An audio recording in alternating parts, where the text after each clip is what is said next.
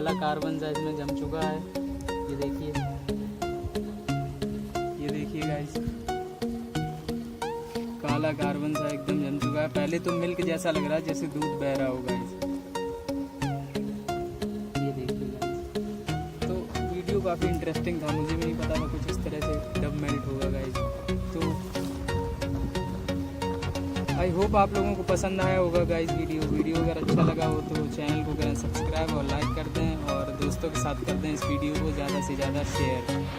बस दोस्तों फिलहाल वीडियो में इतना ही, और हमारे अगले इंटरेस्टिंग वीडियोस देखने के लिए चैनल को सब्सक्राइब जरूर करें। Bye bye.